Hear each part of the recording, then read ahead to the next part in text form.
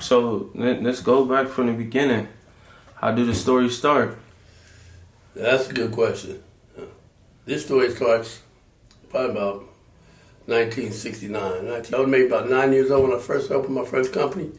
That would put me about probably about 1972. I started my first company when I was about 9 years old. Raking leaves, cutting grass, and shoveling snow.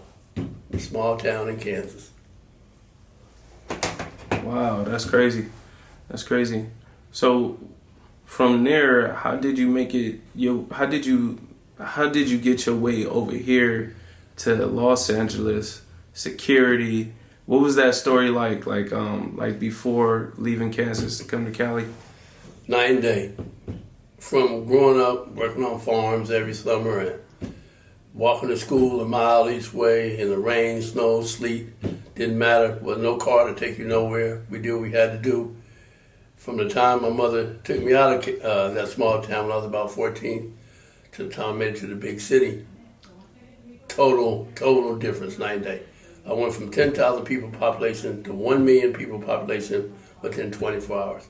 And I had to adapt just like that. So I just took that same work ethic that I grew up with, working with since I was small. I brought that to LA. And what I found out is not everybody, well, people in California are satisfied. They're satisfied with the sunshine and the palm trees and the beaches and the good weather. And I never experienced anything like that, but I'm a worker. So I go get it done. So I continued to just have a dream of still owning my own company, as I got older. What was the first job that you started when you came to LA? Janitorial.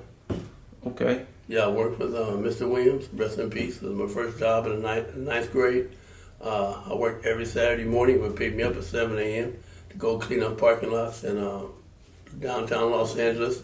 In the mid-Wilshire area, we cleaned up parking lots every day. Every Saturday, I made about $2.50 an hour.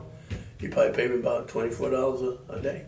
And I worked for 8 hours with him cleaning up parking lots. Dorsey Don, 1978. I went to Dorsey as a Dorsey Don. Dorsey, the late 70s, everything was fine. You still had your regular stuff, your weed and stuff like that, and there was still a togetherness culture in the late 70s, early 80s. It was still a good time. It was you still had maybe a gang violence, but it wasn't rampant. It wasn't rampant. I was pretty much an honor student. I pretty much tutored a lot of the kids that sat in the back of the class. I sat on the front row. And I was straight A student, so I kind of helped. With all the rest of the students in the class to get them through. One of the things I found out, at one point, they wanted to advance me a grade. And I thought I was in trouble when they called me to the office. They said, no, your grades are too high for the grades you're in. You're too far advanced. And I was like, well, wait a minute. What's wrong with everybody else?